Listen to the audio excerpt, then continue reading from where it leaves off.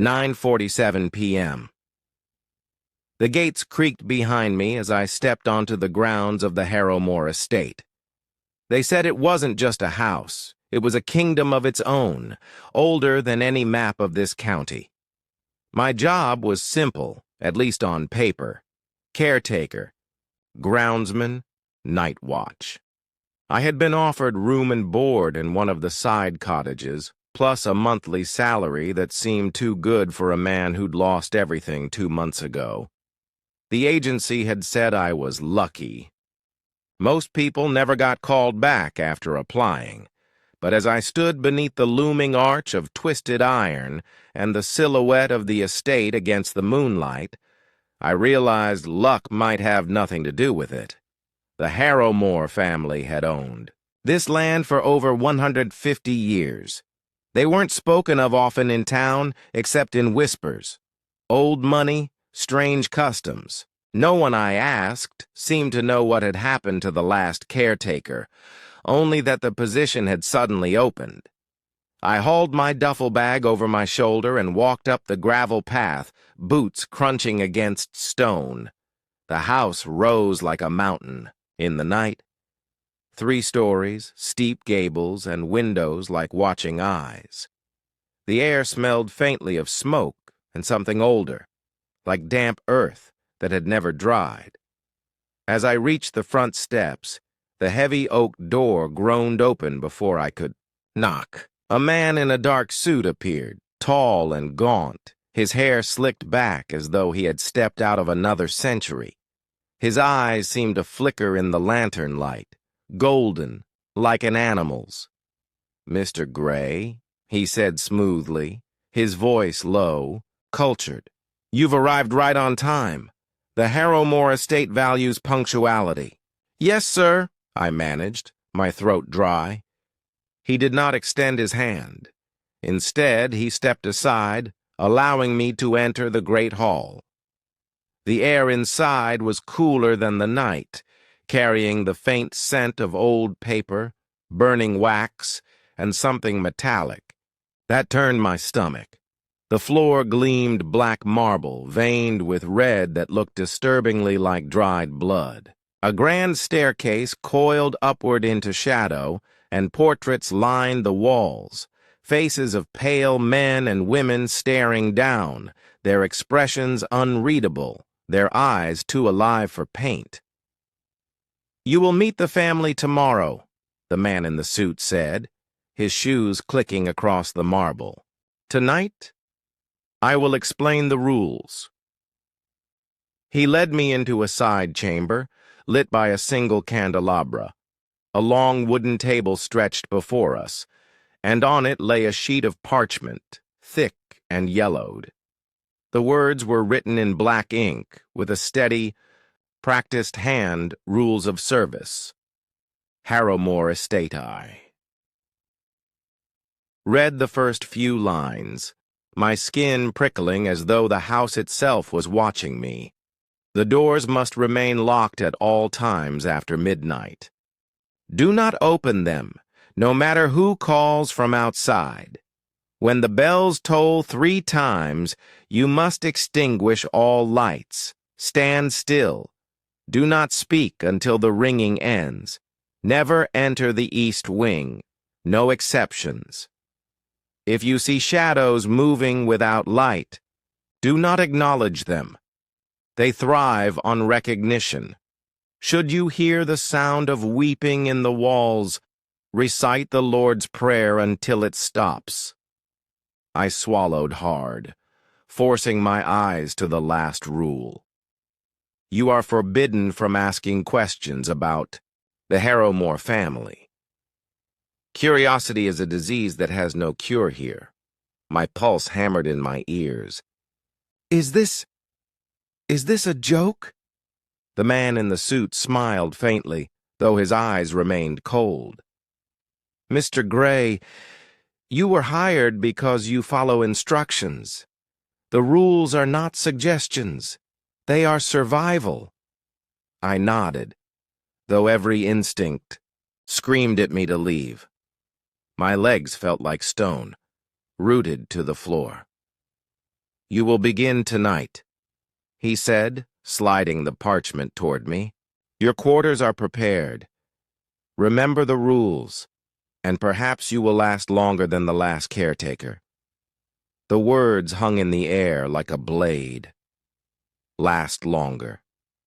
I wanted to ask what had happened to the one before me, but Rule 6 throbbed in my mind. He lit another candle and handed it to me. "Welcome to the Harrowmore Estate. Your service has already begun." As I made my way to the cottage outside, the great house looming behind me, I felt the rules burning in my pocket where I'd folded the parchment. The crickets had gone silent. Even the wind seemed to stop at the estate gates. I realized then that this job was never about luck. It was about survival, and tonight, survival had already become uncertain. 13 p.m. The cottage assigned to me was small but neat. One bedroom, a writing desk, and a narrow window that looked out toward the massive east wing of the Harrowmore Estate. I'd been told never to enter that wing, but even from here it seemed alive. The windows were black voids, yet I couldn't shake the sense that something inside was watching. I dropped my duffel on the bed, trying to push away the unease crawling up my spine. First nights are always the hardest, I told myself. New job, new place. Of course I felt unsettled. On the desk lay a lantern and a brass key ring. The tag tied. To it read, "Caretaker, current." That last word dug into me. Current. Like I was just the next in a line of many. I lit the lantern and walked the grounds as instructed, gravel crunching under my boots. The night air was heavy with silence, broken only by the low groan of wind through the trees. The estate itself seemed to exhale slowly, as though every beam and brick held some ancient breath. At the rear of the property, a bell tower rose into the clouds, its black silhouette like a finger stabbing at the sky. The parchment rules warned about the bells. I wondered if it was simply superstition, a relic of an eccentric family. But when I stood beneath the tower, I felt the deep vibration of something waiting to ring, like a coiled spring of sound, as I circled back toward the main house. I saw light in one of the upstairs windows. Just for a moment, a flicker as though a candle had flared and gone out. I froze. The man in the suit had told me the family would not meet me until morning. So who had lit that candle? I quickened my pace toward the cottage, whispering to myself that it was nothing. Perhaps another servant.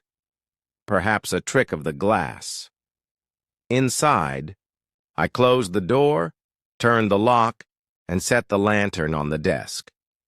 The parchment rules were spread before me. My eyes drifted again to Rule 2. When the bells toll 3 times, extinguish all lights. Stand still. Do not speak until the ringing ends. A knock rattled the door. Sharp. Urgent. I froze, lantern light flickering across the walls.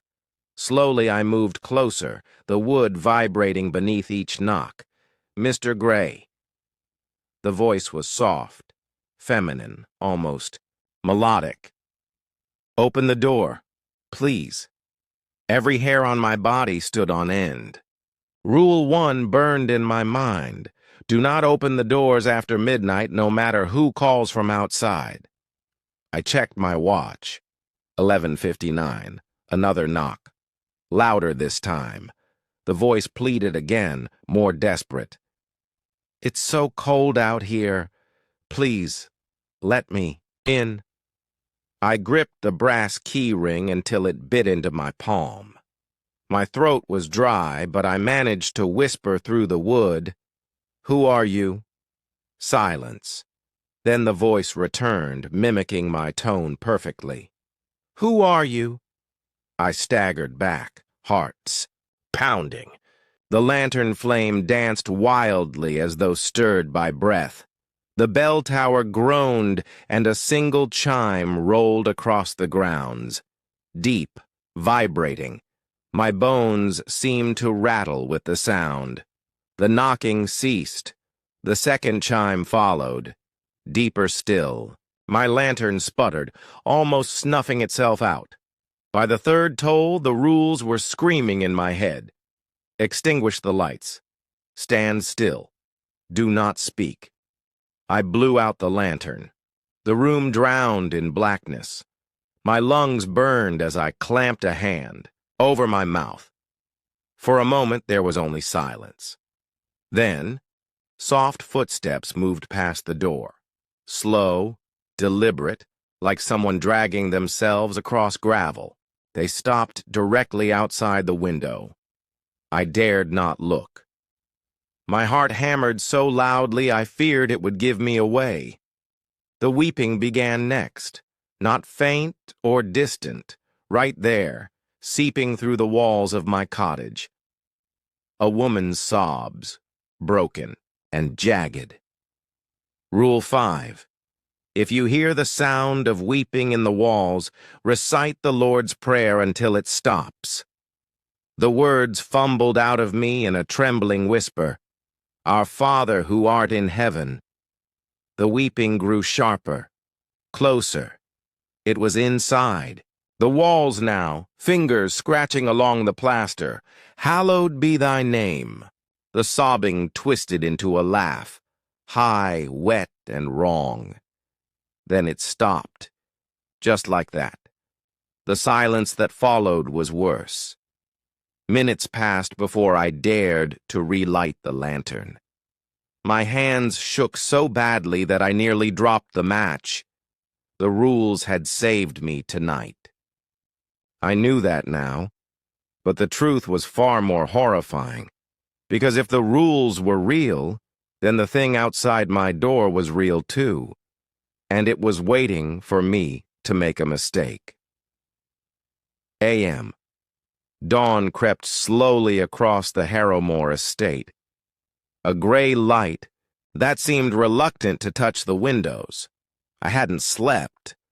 My body was exhausted, but my mind was trapped replaying the knocks, the weeping, and the echo of the bells from the night before. I dressed in the caretaker's uniform left in the wardrobe, a black coat, white shirt, and gloves. Even the clothes felt like a costume worn by others before me. When I buttoned the coat, I found a stitched mark inside the lining. A name. Ellis. The previous caretaker? My stomach turned. A knock came at my cottage door. Not frantic this time. Calm, deliberate. When I opened it, the same suited man from the night before stood waiting. His golden eyes were even more unsettling in daylight. "The family will see you now," he said.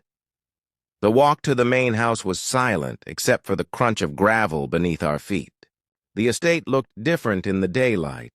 The gables loomed taller, the windows more hollow, and the east wing, where I had been told never to enter, seemed darker than the rest, as though sunlight refused to touch it. We entered through the massive oak doors into the grand hall. Candles still burned in sconces, though the morning had risen. Portraits of the Harrowmore bloodline watched us from the walls, their eyes painted with unnatural precision.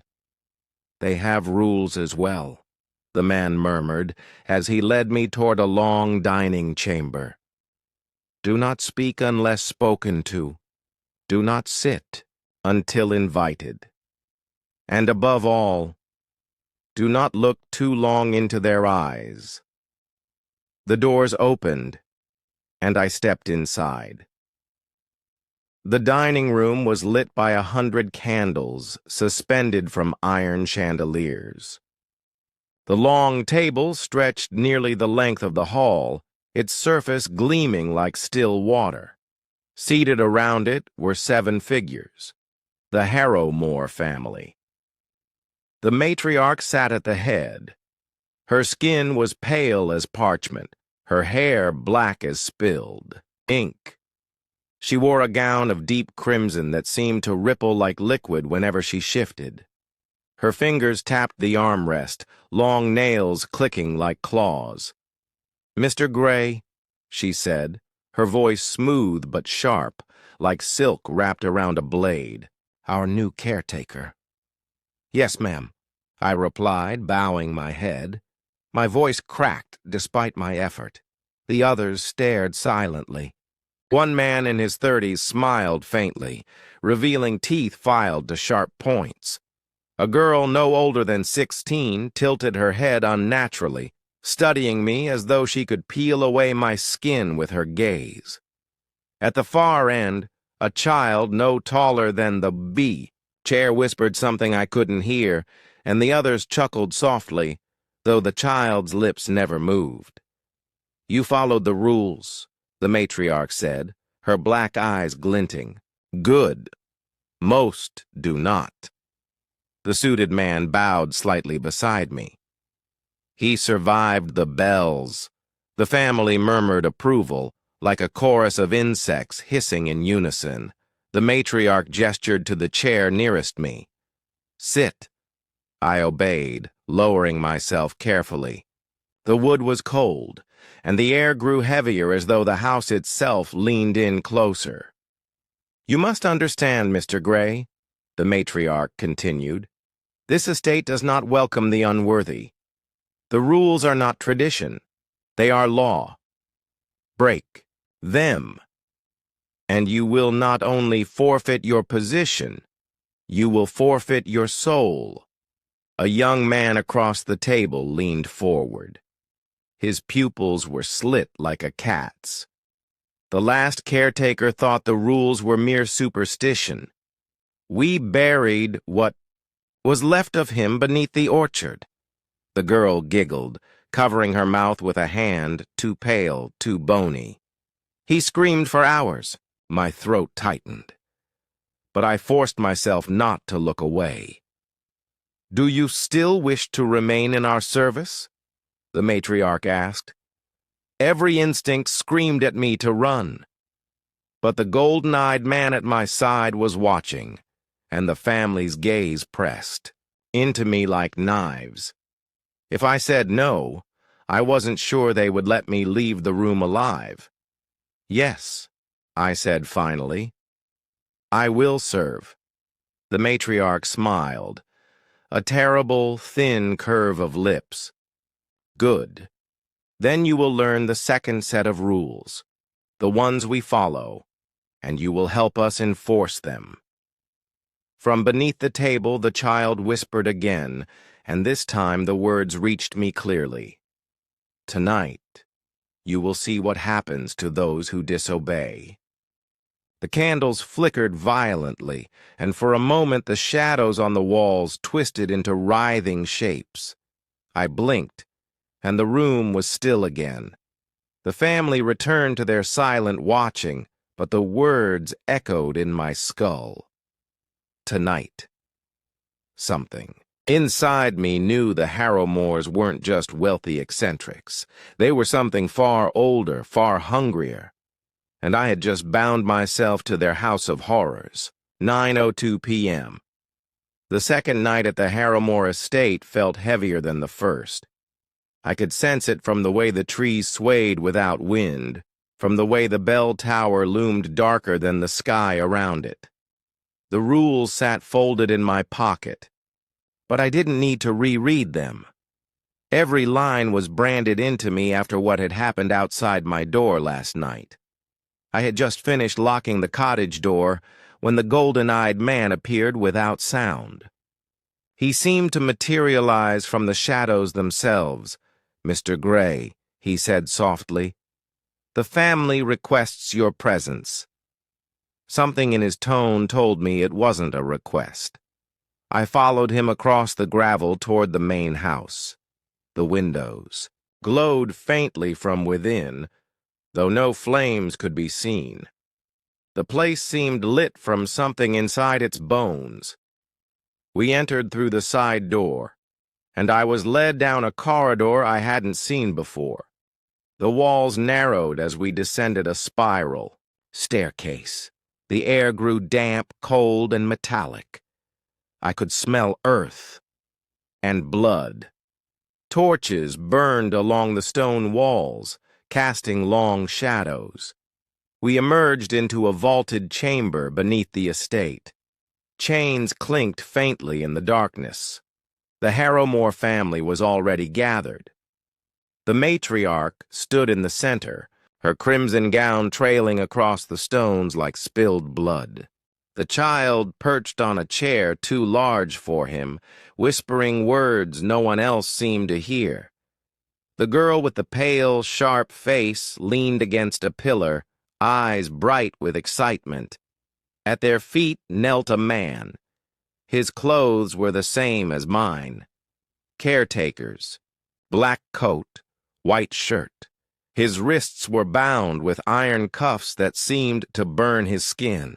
His face was pale with terror, eyes darting around the chamber like a trapped animal. Ellis. The name stitched inside my coat. The matriarch turned to me. Mr. Gray, it is only fitting that you see what happens to those who break the rules. Ellis thrashed against the chains, his voice hoarse with desperation. I didn't mean to. I just looked into the east wing for a moment. I thought someone was crying. The family murmured disapproval, a chorus of whispers slithering across the chamber. The cat-eyed man stepped forward, sneering. Rule 3, never enter the east wing. You knew this, yet you let curiosity rot your mind. Now you will feed what lives there.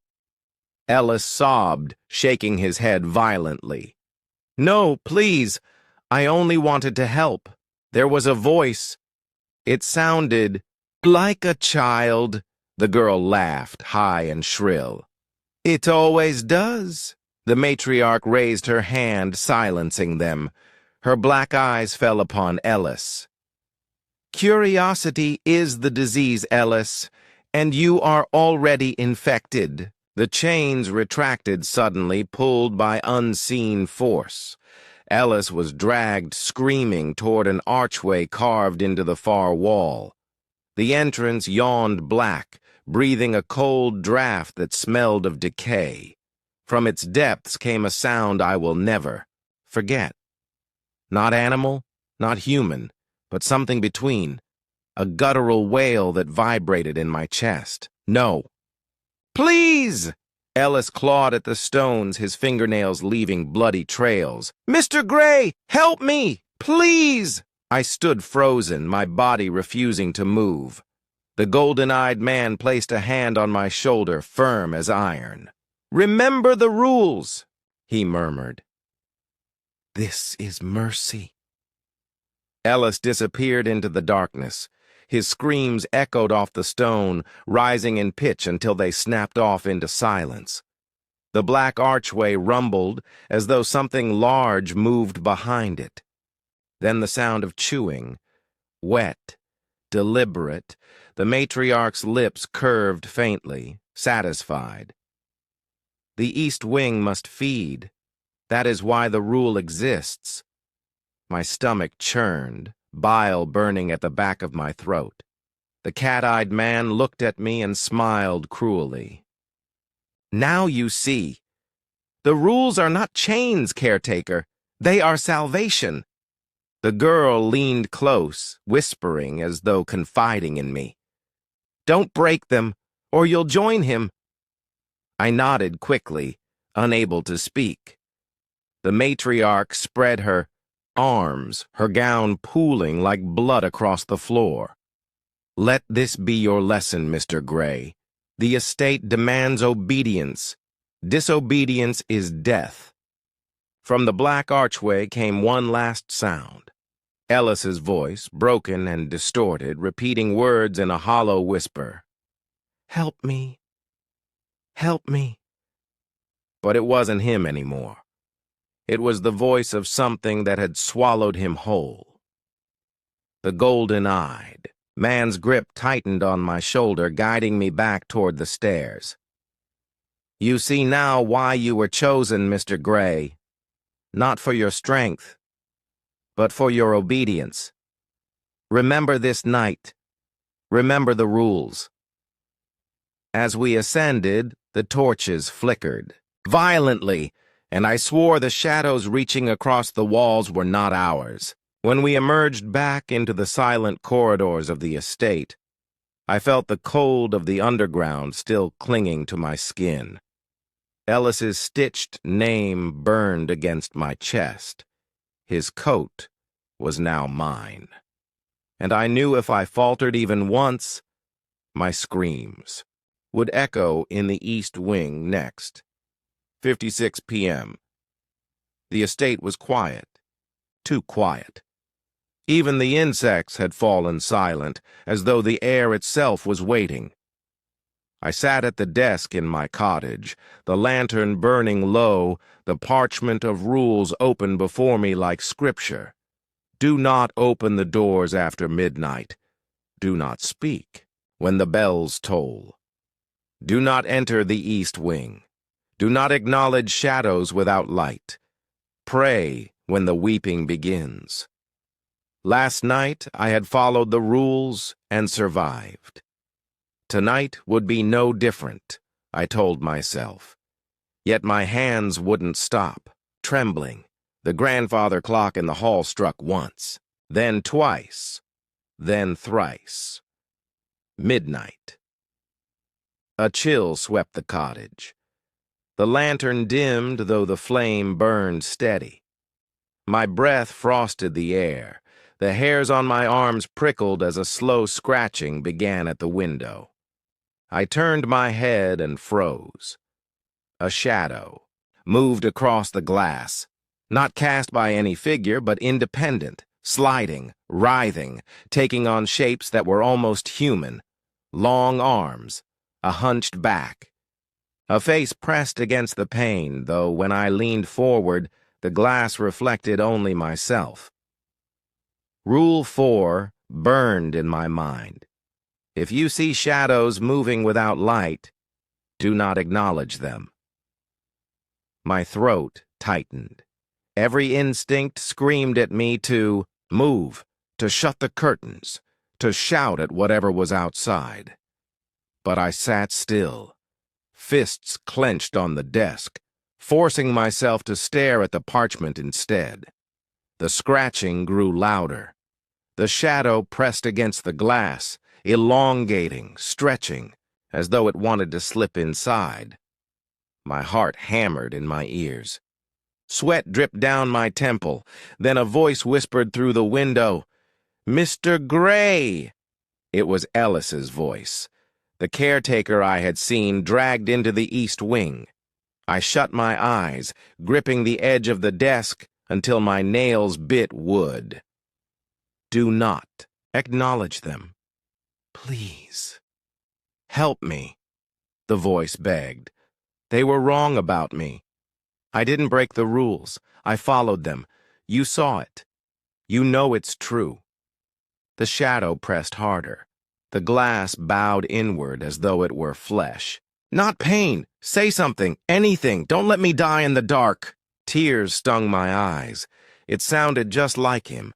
His desperation. His panic. But I knew better. Ellis was gone. What used his voice was bait. The scratching stopped. The window went still. I opened my eyes. The shadow was gone. But before I could breathe, the bell tower groaned. 1 toll. 2. 3. The lantern sputtered, nearly snuffing itself out. The rules thundered in my mind. Extinguish all lights. Stand still. Do not speak until the ringing ends. I blew the flame. Darkness swallowed the cottage. The door rattled violently. "Mr. Gray!" a voice roared. Deep, commanding. Not Ellis this time. The golden-eyed man. "Open this door at once!" My lungs seized. If I disobeyed the rules, I'd die. But if I Ignored him. Would the family punish me anyway? The bells tolled again, shaking the floorboards. The door slammed louder. "Gray! Obey me!" I squeezed my eyes shut, refusing to move. My pulse thundered. My tongue burned with the urge to cry out, but I bit it until I tasted blood. Then silence. The bells faded. The rattling stopped. The lantern relit itself, the wick catching flame as though unseen fingers struck a match. A slow clap echoed in the cottage. I turned. The golden-eyed man stood in the corner, tall, calm, immaculate as always. He hadn't come through the door. He simply was. "You did well," he said, voice almost approving. Many would have obeyed the voice they trusted over the words on parchment. But the estate knows. The estate rewards obedience.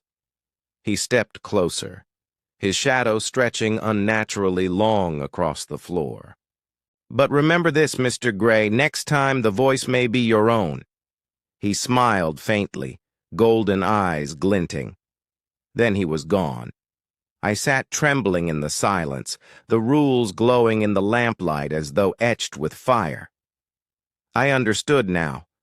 The Harrowmore Estate wasn't merely a house. It was a predator. And I was prey being taught how to survive its game. How long before I made one mistake? 4:45 p.m. The summons came earlier than usual. The golden-eyed man appeared at my cottage door before sunset, his shadow stretching unnaturally long across the gravel. "The family requires you tonight," he said. No explanation, no chance to refuse.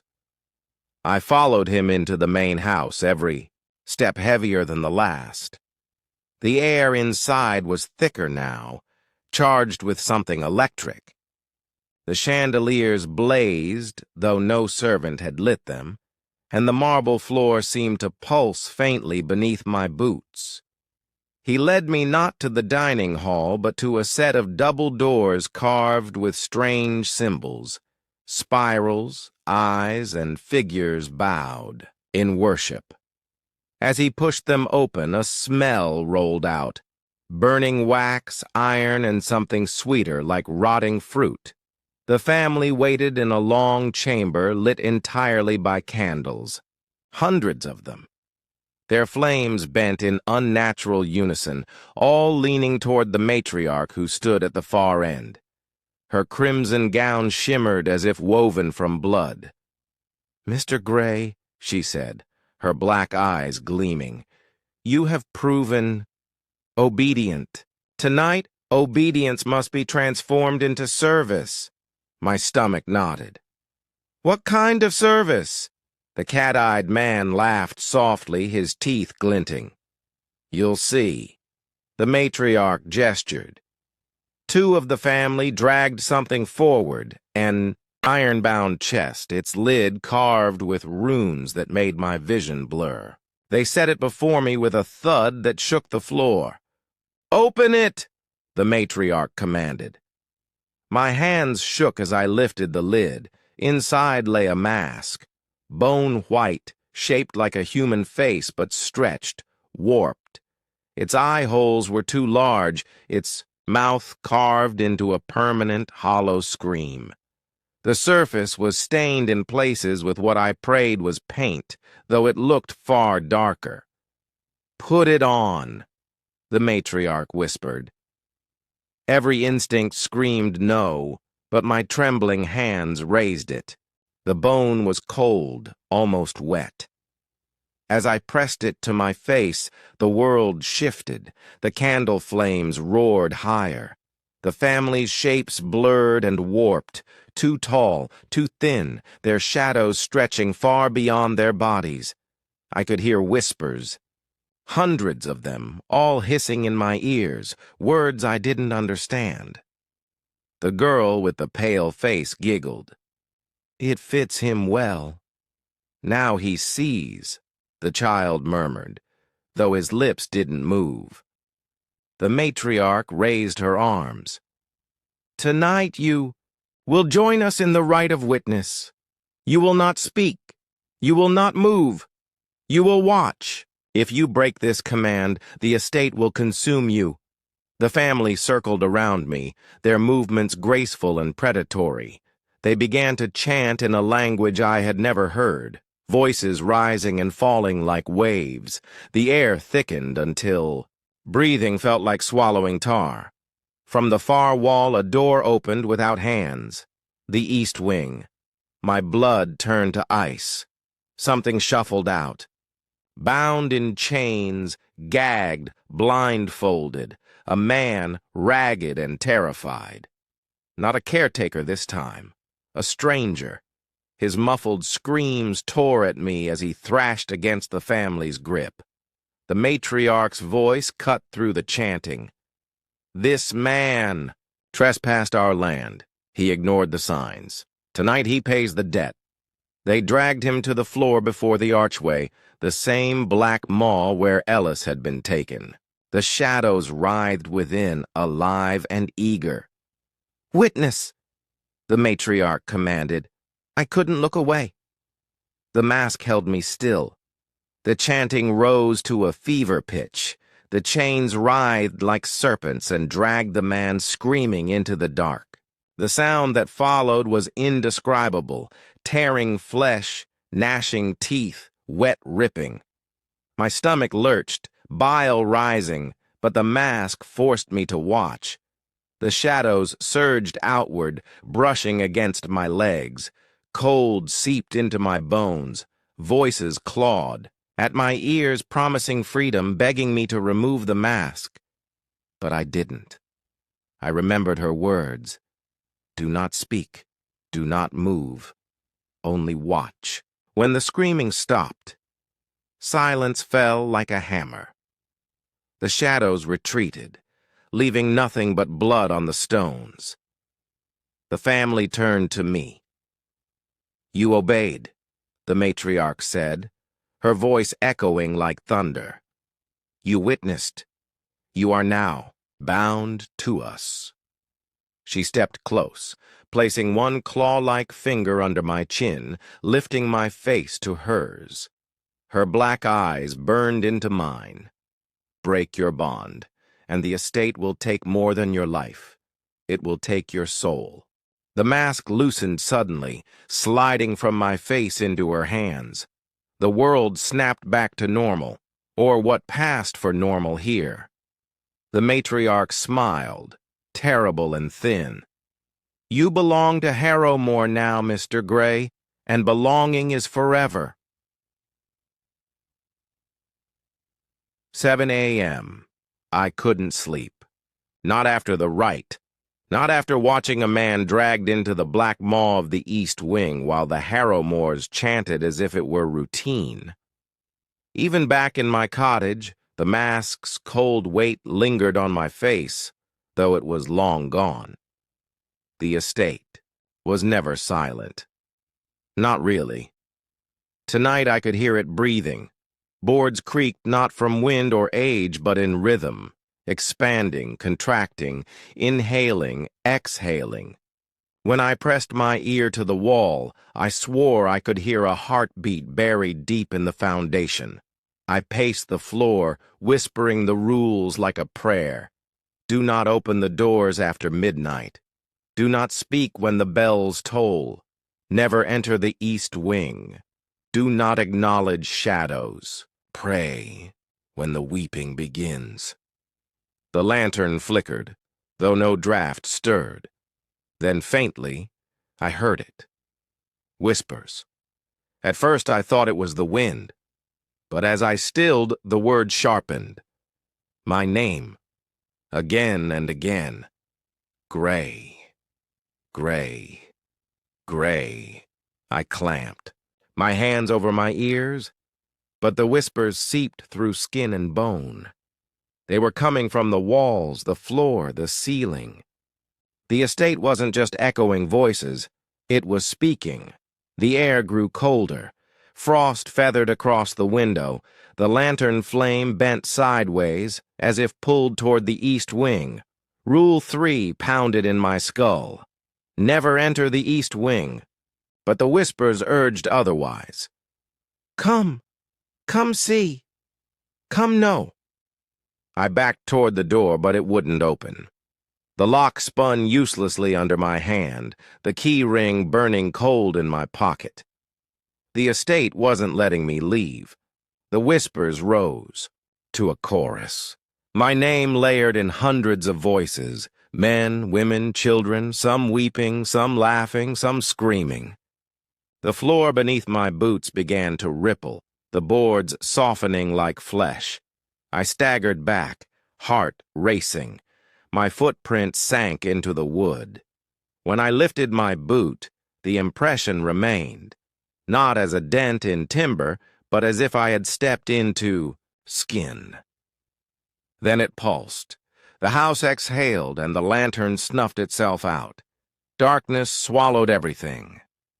I fumbled for matches, but my hands wouldn't obey. Something else moved in the blackness. Not outside, not in the walls. Inside the room with me. I heard it slither across the floor, dragging itself, circling. Its breathing was wet, ragged, too close. Mr. Gray, it croaked. I squeezed my eyes shut. Do not acknowledge shadows without light. But it wasn't a shadow anymore. I could feel its presence, heat against my back, the weight of unseen eyes boring into me. My throat burned to scream. The grandfather clock in the hall struck 3 times. Bells echoed in my skull. I remembered the rite, the command to watch, not move. But this time there was no mask, only me and the dark. The thing brushed my arm, cold, damp. Fingers? Tentacles? I didn't want to know. I held my breath, muscles locking. Then the weeping began, low at first, then louder, until the cottage walls shook with it. Women, children, dozens, maybe hundreds, all crying, begging, moaning in agony. Rule 5. Pray when the weeping begins. My lips moved before my mind caught up. Our Father, who art in heaven. The voices rose, clashing, screaming in fury. The unseen thing hissed, retreating just enough to make the air ease. Hallowed be thy name. The boards firmed beneath my boots. The whispers thinned, cracking into echoes. Thy kingdom come. The weeping stopped. The house shuddered once, then stilled.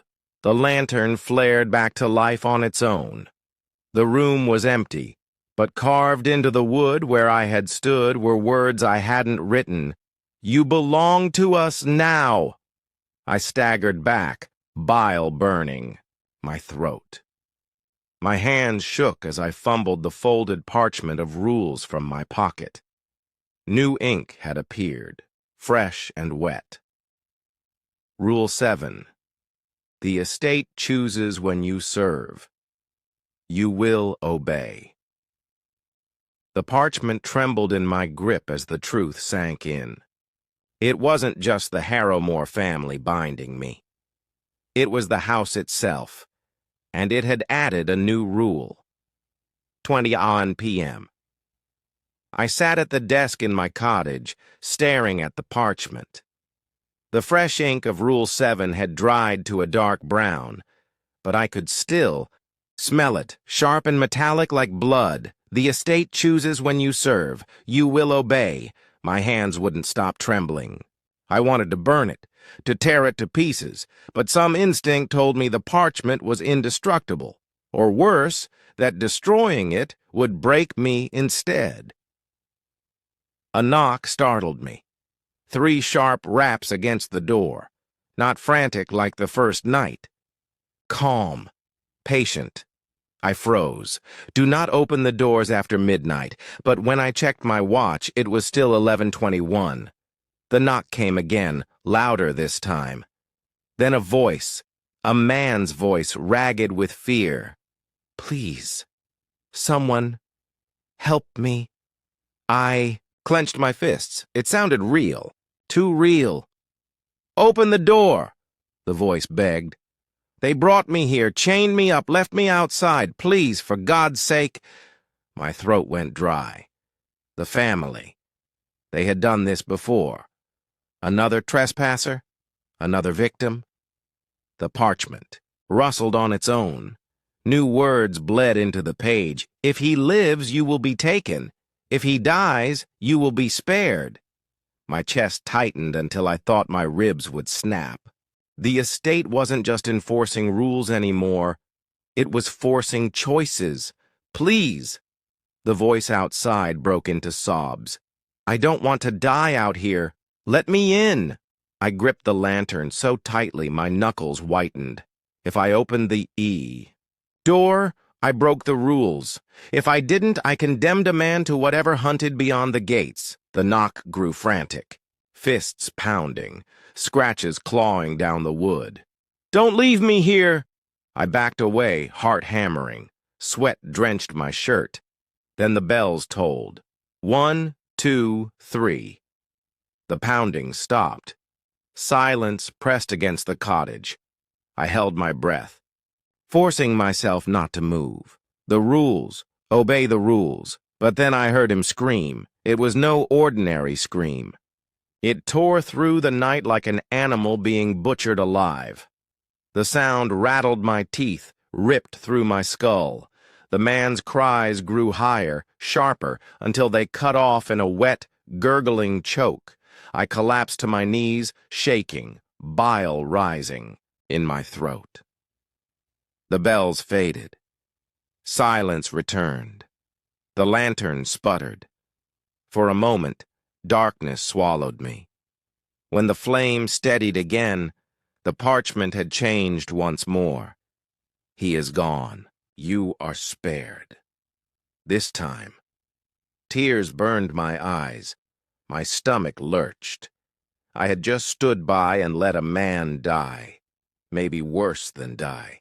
His screams still echoed in my ears. The door creaked. Not from outside, from inside. I turned slowly. Pulse slamming in my throat.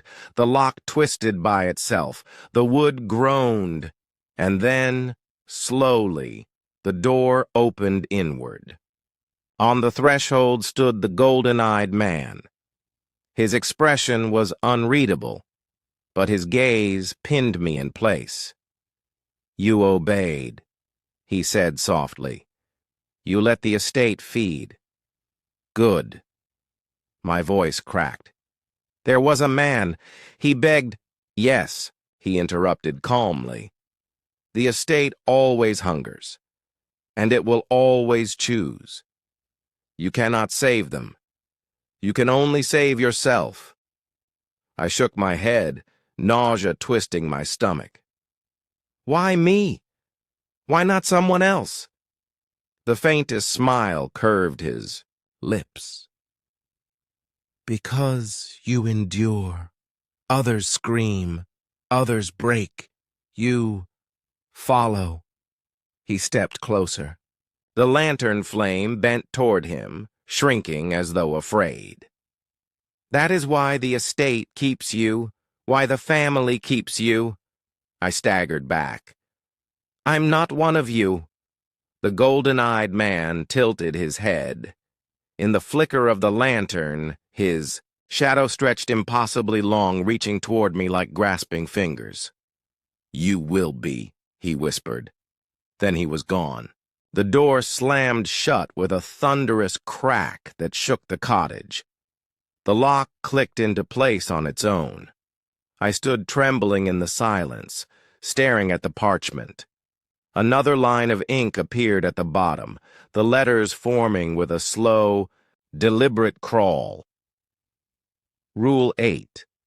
When the estate demands a sacrifice, you will not resist. I pressed my fists to my temples, trying to block out the words, but they burned behind my eyes. The rules had multiplied.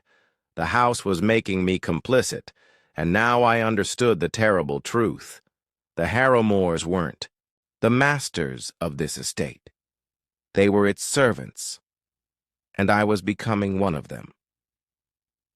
54 p.m. The summons came by candlelight. A knock at my cottage, followed by the golden-eyed man holding a lantern that burned black instead of yellow. His face, though calm, was sharper in the strange light, his eyes gleaming like coins pulled from deep water. "The family requires you," he said. No preamble, no chance to argue. I followed him up the gravel path, every step sinking as if the estate itself was pulling me down. The windows of the mansion glowed faintly, but not with firelight, with something darker, pulsing, as though veins ran through the walls. We entered through the main doors. The marble floor beneath me was wet, though no water dripped. I looked down. Faint footprints trailed ahead of me, vanishing into the dining hall. My stomach twisted. They weren't human. The family waited, arrayed in silence around the long table. The matriarch stood at the head, her crimson gown shimmering like blood under moonlight. On the table lay an object covered with a black cloth. "Mr. Gray," she said, her voice curling through the air. "You have obeyed. You have witnessed. But obedience is not enough. Tonight, you act." She gestured. The cloth was pulled away. Beneath, it lay a blade. Not a knife, not a sword. Something older. Its edge shimmered as though carved from obsidian, runes etched along its length. The handle was wrapped in dried leather, cracked and dark. "Take it," the matriarch commanded. My hand shook as I reached for the blade. The moment my skin touched the handle, 1,000 whispers flooded my head. Men screaming, women sobbing, children begging. I nearly dropped it, but the golden-eyed man's hand tightened on my shoulder. "Hold it," he whispered. "It must." "No, you!" The matriarch raised her hand. From the shadows, 2 family members dragged someone forward. My breath caught. A woman. Bound, gagged, her eyes wide with terror. Her clothes were torn, her body shaking. "She trespassed the orchard," the cat-eyed man said, his smile sharp. "Fed from what was not hers." The matriarch's eyes never left mine. "The estate demands sacrifice. Tonight, you will deliver it." The blade pulsed in my grip, beating like a second heart. I shook my head violently. "No, I can't." "You can," the golden-eyed man murmured. "The rules demand it. Rule 8. Do not resist." The parchment in my pocket burned, hot, searing against my leg. I knew without looking that the words were written there, binding me like chains. The woman thrashed, muffled cries breaking against her gag, her eyes locked on mine, pleading, desperate. I saw Ellen's face there, my late wife, the same terror, the same helplessness I had seen in the hospital bed when the machines beeped. Their last. Tears stung my eyes, my chest heaved. The matriarch stepped closer, her presence suffocating. "Act, Mr. Gray. Prove you are one of us, or you will take her place." The shadow surged at the edges of the room, writhing like smoke with claws. I knew they would drag me screaming if I refused. The woman sobbed harder, shaking her head violently. The blade pulsed, the rules screamed. The estate waited. With a broken cry, I raised the obsidian knife. My hands trembled so violently I thought I'd drop it.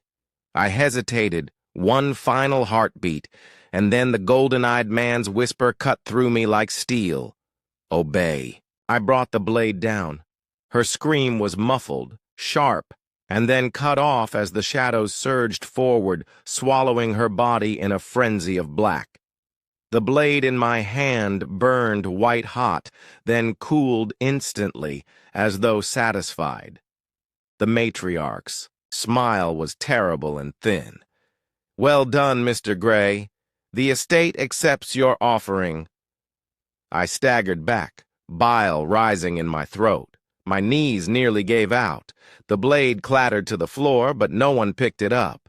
It simply sank into the stone, vanishing as if it had never existed. The family closed ranks around me, their whispers a chorus. "One of us. One of us. One of us." The matriarch leaned close, her breath cold against my ear. "Tonight you crossed the threshold. You are no longer merely servant. You are bound in blood. The estate owns you." Her black eyes burned into mine, and in that moment I knew she was right. I had obeyed. I had sacrificed. And now there was no way back. 3 a.m. Dawn was a rumor at the horizon, a bruise of pale blue barely lifting the night. I hadn't slept.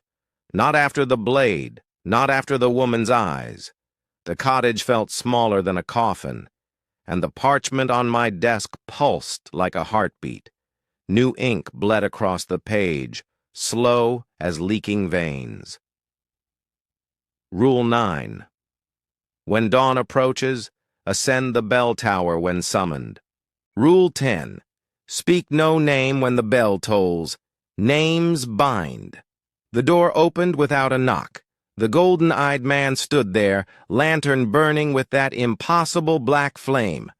"It's time," he said.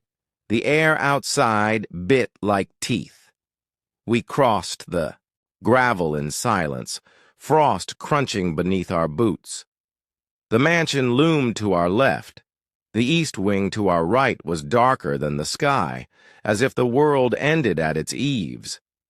The bell tower rose above us, a spine of stone and iron stabbing the thinning night.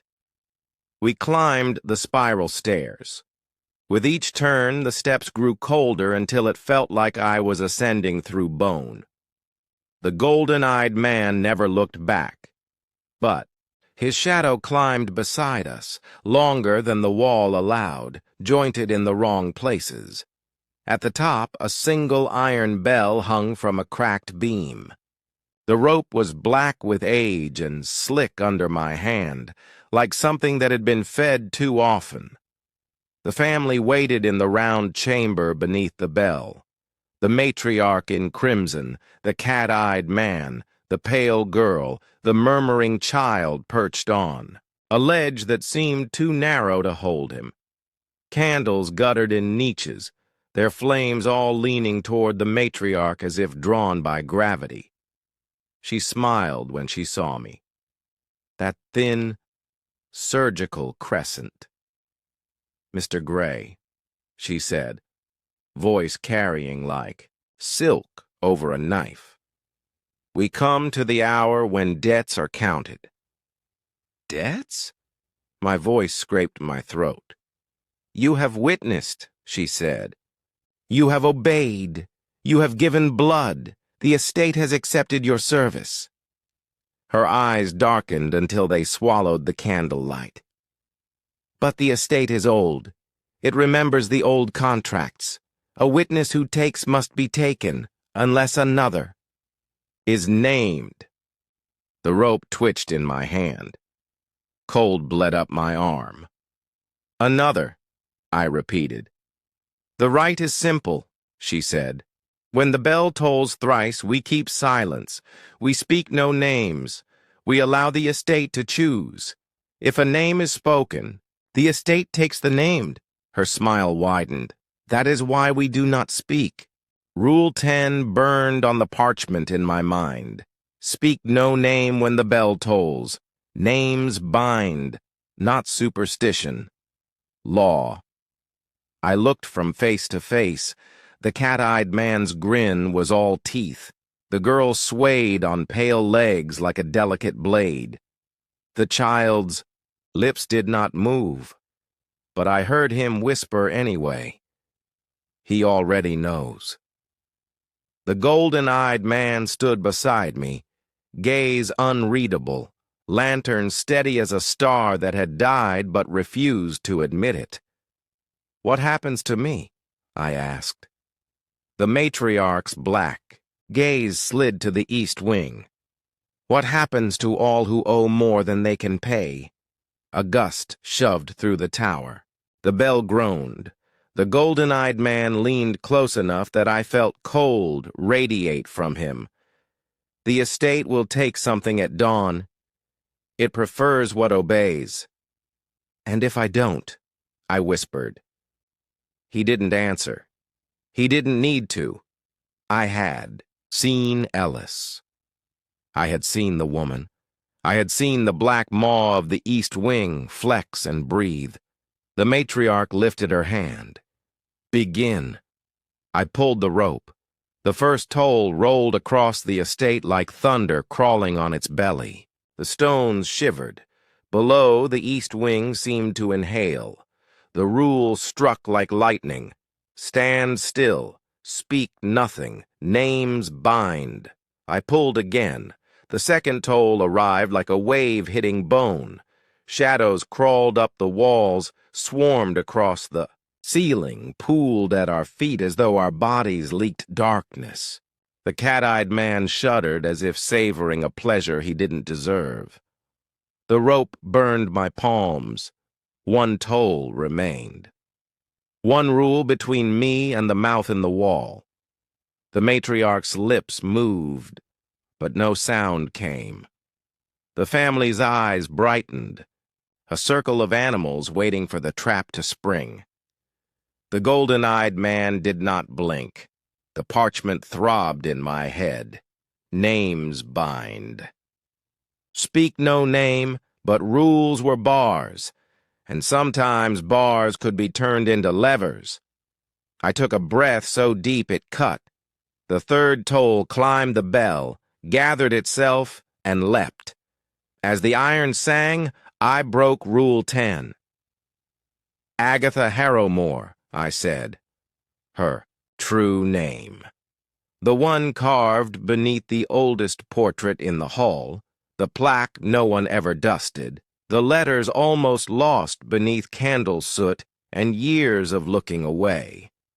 I had noticed because the house had taught me to notice. The bell's shout swallowed mine, but the estate heard. Sound wasn't needed, only intention. Every candle died at once. The shadows lunged. Not for me. For her. Agatha's smile tore. She moved to speak, to deny, to disown, but names bind. Her own rule held her tongue. The black reached her ankles, her knees, her waist in a heartbeat. The cat-eyed man stumbled back, horror flooding his slit pupils. The pale girl screamed with a child's voice for the first time. The murmuring child laughed and laughed and laughed until the sound cracked. The golden-eyed man didn't flinch. The shadows climbed Agatha's throat. For one stretched second, her eyes, those pits, met mine. Beneath the hunger and spite, I saw something I'd never expected. Not fear, not pain, recognition. "Clever," she mouthed. Then the estate pulled her under. The floor drank her like rain. Silence detonated. Candles shivered back to life in thin, wavering lines. The tower's stones exhaled. The bell swayed and stilled, and dawn crept a finger further into the sky. I sagged against the rope, lungs tearing, hands blistered. The cat-eyed man backed into the wall, staring at the dark smear where the matriarch had stood. "What have you done?" he hissed. "You spoke. You broke the rule." the golden-eyed man said, voice quiet as a grave. He invoked it. The pale girl pressed her palms to her face, whispering, "No, no, no," like a prayer that had never worked. The child's laughter stopped all at once, like a cut string. Every gaze turned to me, not hatred, not exactly expectation. The bell tower vibrated, a purr in masonry. The rope twined around my wrist by itself. The parchment in my pocket seared so hot I cried out. I ripped it free, and the new ink was already writing me. Rule 11. When a name is given at the third, toll, the bell claims the giver. Rule 12. The giver keeps the bells keep the giver. Skin split across my palms where the rope bit. Blood ran in thin red threads, and the rope drank it. The tower took my breath and gave it back colder. Behind my eyes, something turned and saw. The golden-eyed man stepped in front of me, lantern like an eclipse. "This is the only way it changes hands," he said, almost kind. "I warned you. The estate rewards obedience. It also rewards audacity. You moved the blade without touching it. My voice was someone else's. What am I now?" He studied my face, as a surgeon studies an open body. "What I am," he said. "The family-made room, instinctive and ancient." The cat-eyed man bowed his head because he could not do anything else. The pale girl cried. The child stared at me without, blinking, and finally spoke with his mouth. "Keeper." The tower's last tremor faded. Outside, the horizon cracked open with gray. Dawn found the east wing and couldn't enter. We descended in a procession without music. The mansion tilted toward me as if conferring. Portrait eyes followed, and I could read the names beneath them now without looking. The house's slow breath matched mine. Gravel learned my footsteps. At the cottage door, the golden-eyed man stopped. He looked older than he had an hour ago, as if a weight had slid from his bones and into mine.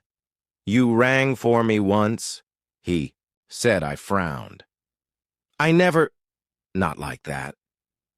A shadow of humor touched his mouth and died. "You will understand." He placed the black flame lantern in my hand. It didn't burn.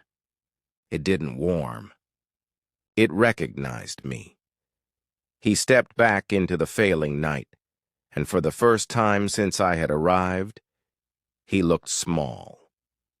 "You belong to the estate," he said, "and the estate belongs to you. Keep the rules. Add them when it whispers. Teach them, as you were taught." "Teach who?" I asked. The bell rope burned phantom heat in my palms. Somewhere beneath floorboards and inside walls, voices began to practice wearing my shape. He didn't answer. He didn't need to. 3 a.m. I sat at the desk, the parchment open, the lantern's dark light soaking the room. New ink crawled like vines across the margins. Rule 13. When the new caretaker knocks, open before midnight. Rule 14. Tell him nothing. Hand him the rules. Let the house do the rest. A slow smile I didn't recognize touched my lips and felt exactly right and completely wrong. Across the grounds, a gate creaked, boots on gravel. A hesitant knock. I stood, lifted the latch, and opened the door a few inches. A man waited on the step with a duffel and a brave face built over fear. The dawn made him look younger than he was. "Mr. Gray?" he asked. My eyes caught in the lantern glass. For the first time, I saw the reflection clearly. Gold. "Yes," I said, voice smooth, cultured, and very far away. "You've arrived right on time. The Harrowmore Estate values punctuality." I did not offer my hand. Instead, I slid the parchment toward him. "Tonight," I told him, "you'll learn the rules." And the house purred.